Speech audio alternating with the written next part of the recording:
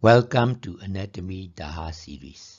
Today's topic is brachial plexus, part 1, Basic Anatomy for Undergraduates. Illustrated, prepared and presented by Dr. Abdul Hamid, Abdul Rashid.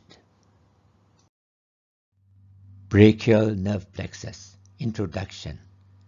What is the brachial nerve plexus? Brachium. In Latin and Greek, the word brachion means the upper extremity or the upper limb. Plexus in Latin is braid, means woven thread or a network of nerves, veins or lymphatic vessels.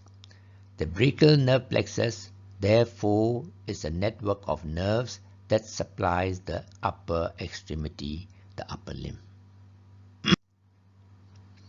Which is the common first hurdle in gross anatomy? The first hurdle commonly encountered by freshly joined Year 1 medical students studying gross anatomy is the brachial plexus.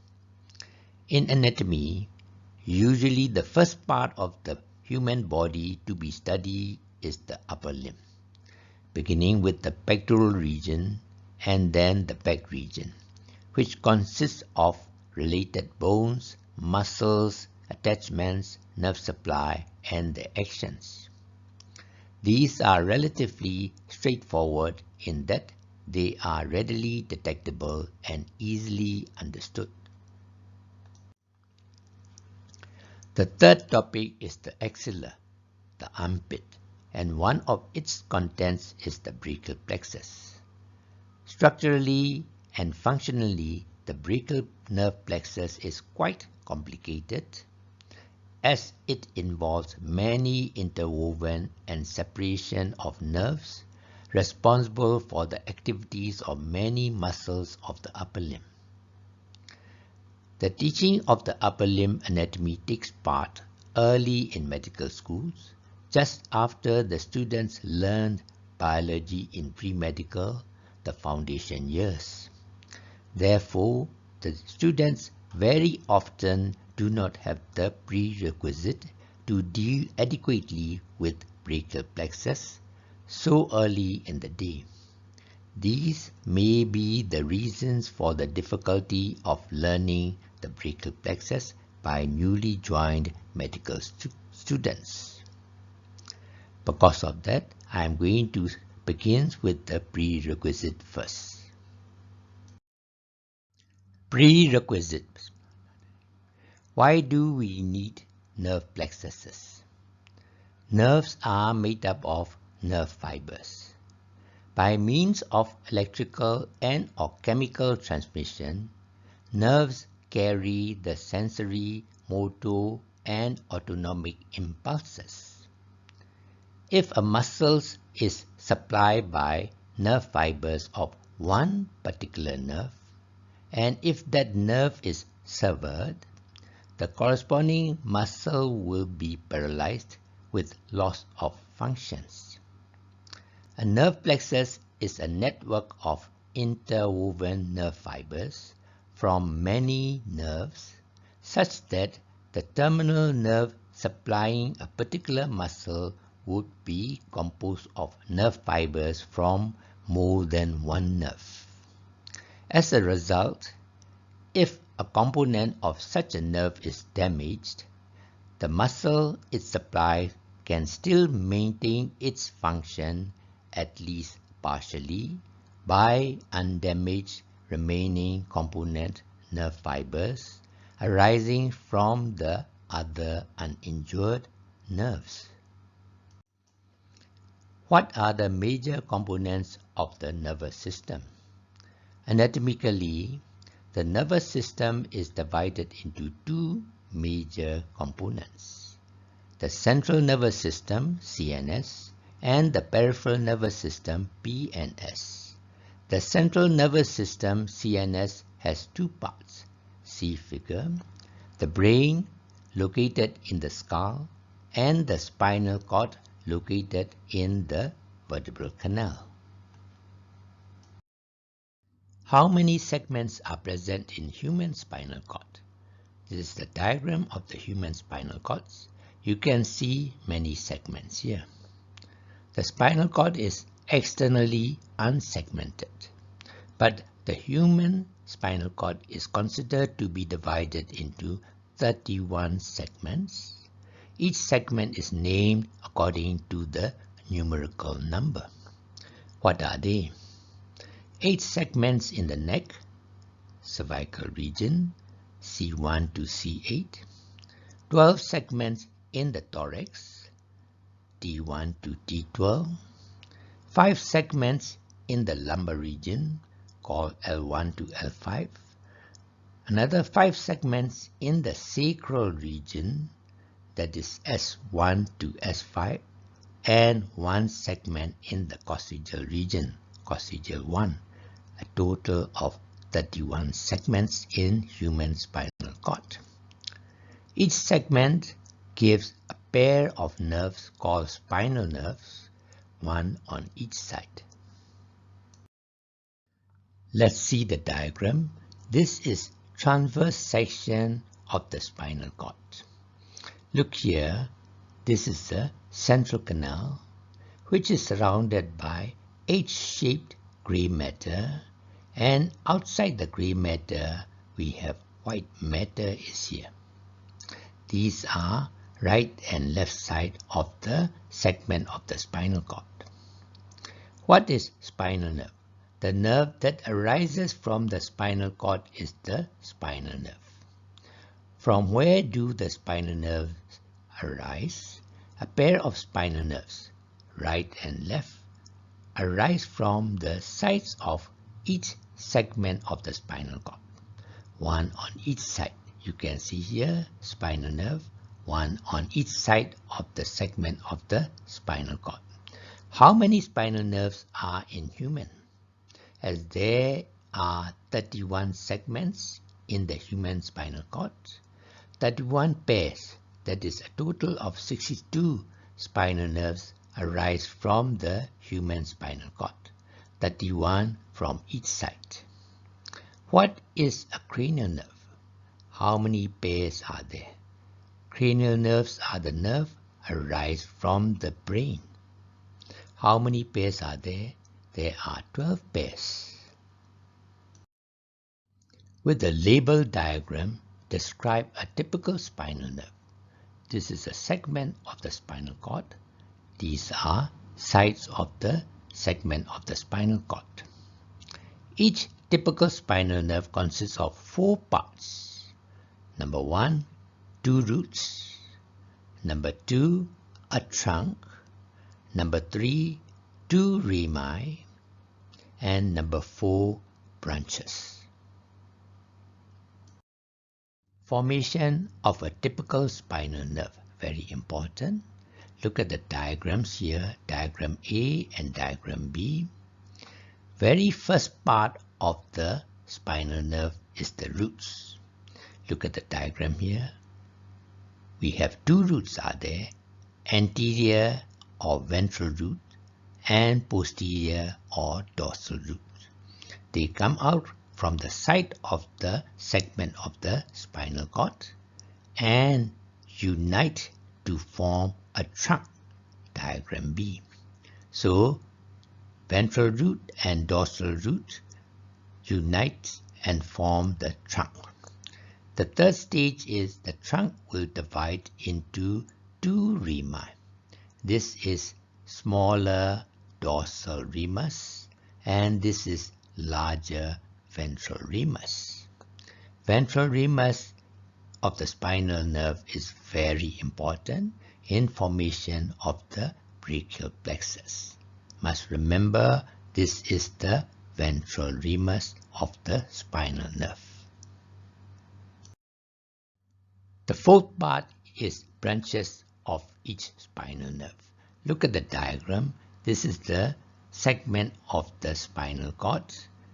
On each side of the segment, a pair of root of the spinal nerve is coming out. This is ventral root and this is dorsal root. These 2 roots join together and form a trunk of the spinal nerve. Then it will divide into dorsal ramus and ventral ramus of the spinal nerve. Look at the diagram here. In front of the trunk of the spinal nerve, we have sympathetic chain with ganglion is here. Now let's talk about the branches of each spinal nerve. A. Communicating branches of the spinal nerve. Look at this diagram.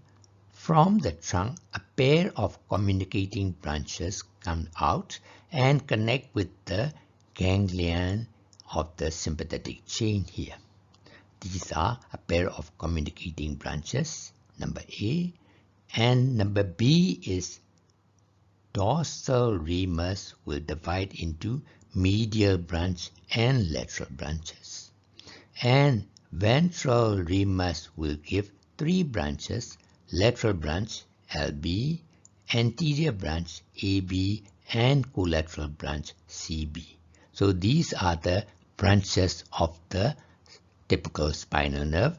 A pair of communicating branches, dorsal ramus will give medial and lateral branches, and ventral ramus will give lateral, anterior, and collateral branches. How would you differentiate between the anterior ventral root and posterior dorsal root of the spinal nerve? This is the segment of the spinal cord. This is ventral root and this is dorsal root. How are you going to differentiate? Sensory afferent nerve fibers enter the spinal cord through the posterior, that is dorsal root, which consists of a swelling. Look here, called dorsal root ganglia, for the cell bodies of the sensory neurons. So dorsal roots consist of a dorsal root ganglia. Motor efferent nerve fibers come out from the spinal cord through the anterior ventral root of the spinal nerves. Ventral root has no swelling, absence of swelling. It is important for the students to remember the parts of a typical spinal nerve, especially ventral, that is anterior ramus. This is anterior ramus of the spinal nerve. The ventral anterior rami of the spinal nerves are the important prerequisites for the brachial plexus. Now we are coming to our final topic of today's program, that is the brachial plexus. How many parts are there in brachial plexus? The brachial plexus consists of 5 parts. They are roots, trunks, divisions, cords, and branches. They are different from the parts of the spinal nerves just now we have done. That is, in the spinal nerves we have 4 parts: roots, trunks, rami, and branches of the spinal nerves. How to remember the parts of the brachial plexus? You look at the diagram here. I am using very simple diagram. The first is, you are coming from the bottom. The first is the root of the brachial plexus, then the trunk of the brachial plexus. Then how to remember the remaining parts? I am using the first 4 alphabets here, starting from A, B, C, D. But A is not used in this topic. So after the roots, we have a trunk. After the trunk, the 4th alphabet, that is D for division. After that, the 3rd alphabet, C for cords. After that, the 2nd alphabet, B for branches. This may be easier, or you can make your own mnemonics, which you can remember longer. We are going to continue the formations of the brachial plexus. Please note, C stands for cervical and T stands for thoracic spinal nerves. Remember, there are 8 cervical spinal nerves, C1 to C8, and 12 thoracic spinal nerves, T1 to T12. We have already mentioned earlier. Remember, dorsal and ventral rami of the spinal nerves. Just now we mentioned. Look at the diagram here. These are the segments of the spinal cord. Spinal cord segment C4, C5, C6, C7, C8, T1, T2 we can see here. From each segment, spinal nerves are coming out, divided into ventral or anterior ramus and dorsal or posterior ramus. So these are the ventral rami of C5, C6, C7, C8 and T1 spinal nerves. Now let's continue the formation of the brachial plexus. There is no magic formula that makes this easy. Brachial plexus begins with roots. There are 5 roots in brachial plexus. They are formed by ventral, that is anterior rami. You can see here arrows are there. Anterior rami of C5, C6, C7, C8 and T1 spinal nerves. Remember that is roots of the brachial plexus is therefore formed by ventral rami of the spinal nerves. Which ventral rami? C5, C6, C7, C8, T1 ventral rami of the spinal nerves forms the root of the brachial plexus. Formations of the brachial plexus continue. This is the diagram. Let's see the diagram first. These are the 5 roots of the brachial plexus, C5, C6, C7, C8 and T1. Okay, now from the 5 roots we are going to form the trunk. 3 trunks, upper trunk, middle trunk and lower trunk. Very simple. Uppermost 2 roots, that is C5 and C6, join together and form the upper trunk. The lowest 2 roots, C8 and T1, join to form the lower trunk. The middle root, that is the C7 alone, continues as a middle trunk. So upper trunk is formed by upper 2 roots. The lower trunk is formed by the lower 2 roots, and the middle is the C7 root alone continues as the middle trunk. Formations of the brachial plexus continue. These are the trunks we have already discussed. 3 trunks, upper, middle and lower. Now we are coming to the third step. Each trunk splits into 2. Anterior and posterior. Anterior divisions are blue in color. Posterior divisions are purple in color. So each trunk split into 2. There will be 3 anterior divisions, blue in color, and 3 posterior divisions, purple in color. A total of 6 divisions. That is the third step. Formations of the brachial plexus continuation. We have already discussed about the 6 divisions, 3 posterior divisions, purple in color, and 3 anterior divisions, blue in color. They will join to form 3 cords.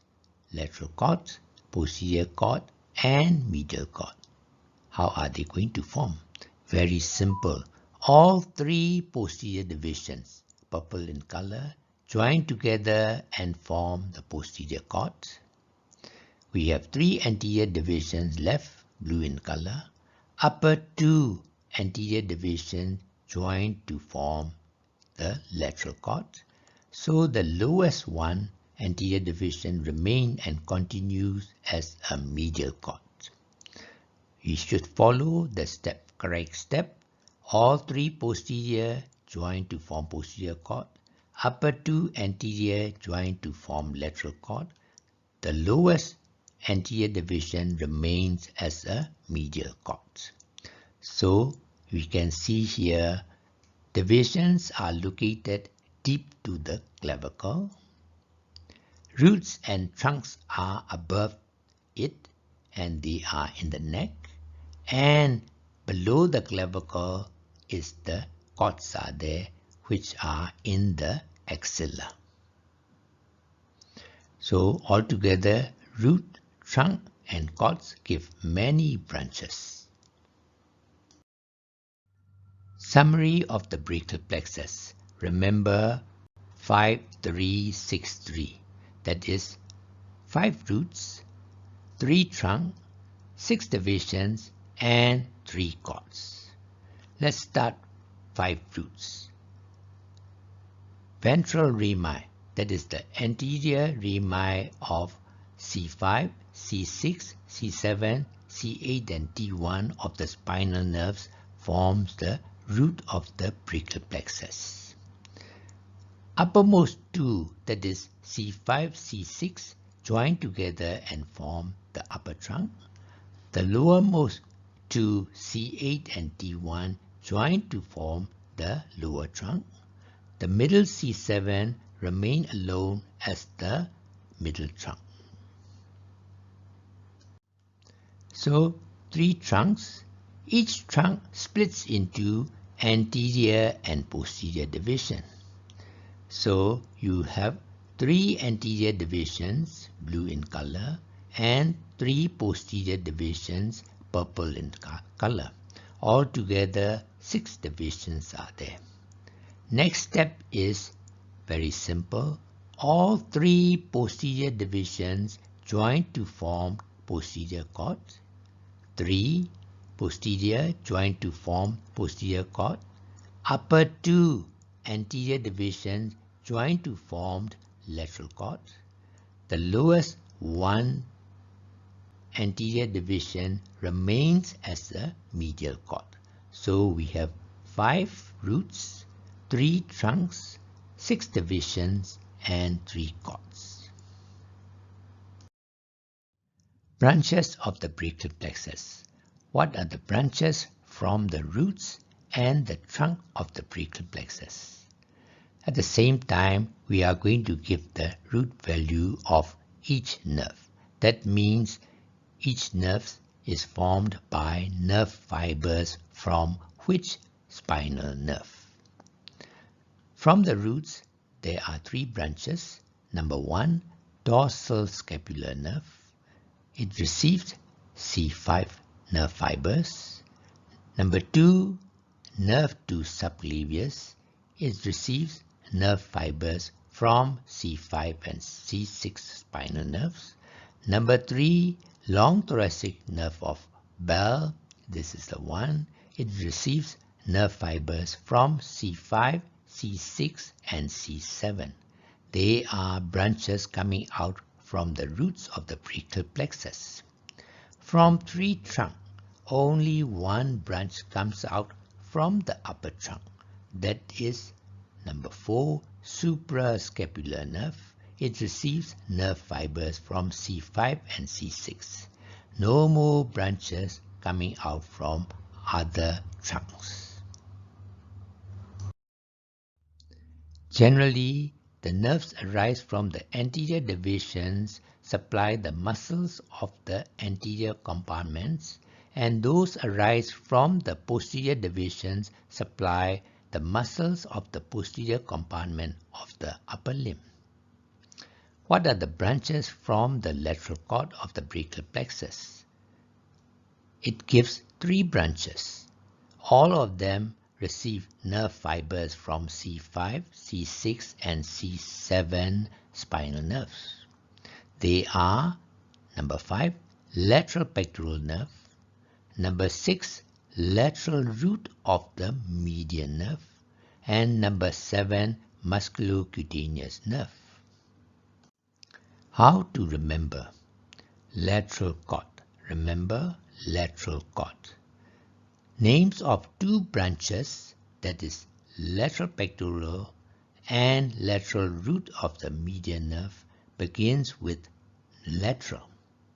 So 2 names are already started with lateral. You have to remember that. And the third nerve, because lateral cord, it will supply to the lateral part of the arms and forearms. Which nerve supply lateral part of the arms and forearm? That is the musculocutaneous nerves.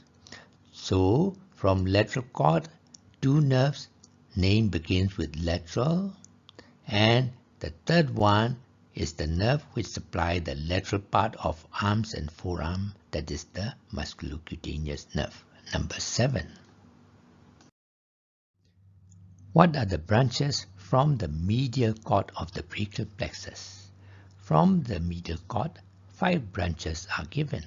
All branches receives nerve fibers from C8 and T1's spinal nerves. They are number 8, medial pectoral nerve, number 9, medial cutaneous nerve of arm, number 10, medial cutaneous nerve of forearm, number 11, medial root of the median nerve, and number 12, ulnar nerve. How to remember? All these branches come from the medial cord. Names of 4 branches, that is 8, medial pectoral nerve, 9, medial cutaneous nerve of the arm, 10, medial cutaneous of the forearm, and 11, medial root of the median nerve. The names begins with all medial. And the last one, the ulnar nerve. This is the only nerve which supplies the medial part of the upper limb. So the last branch from the medial cord is the ulnar nerve, which supplies the medial part of the forearm and medial part of the hand.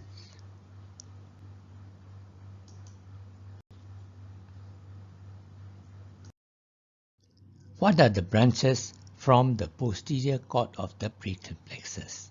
This is posterior cord of the brachial plexus. 5 branches arise from the posterior cord of the brachial plexus. They are number 13, upper subscapular nerve. Fibers come from C5 and C6. Number 14, thoracodorsal nerve. Fibers comes from C6, C7 and C8. Number 15, lower subscapular nerve. Fibers come from C5 and C6. Number 16, axillary nerve. Fibers come from C5 and C6. And number 17, radial nerve. Fibers come from all the spinal nerve here, that is C5, C6, C7, C8 and T1. How to remember? Remember stars, S-T-A-R-S, stars, not in the right sequence, but you got everything there. First S is upper subscapular nerve, T is thoracodorsal nerve, A is axillary nerve, R is radial nerve, and last S is lower subscapular nerve. This is median nerve. Median nerve is made up of 2 roots. One comes from the lateral cord, one comes from the medial cord. Its root value is like radial nerve from every spinal nerve, that is C5, C6, C7, C8 and T1 fibers. Branches of the brachial plexus. Summary. From the roots, 3 branches: dorsal scapular nerve, C5, nerve to subclavius, C5, C6, the long thoracic nerve of Bell, C5, C6, C7. From the upper trunk, 1 branch, suprascapular nerve, C5, C6. From the lateral cord, 3 branches, all from C5, C6 and C7. They are lateral pectoral nerve, lateral root of the median nerve, musculocutaneous nerve.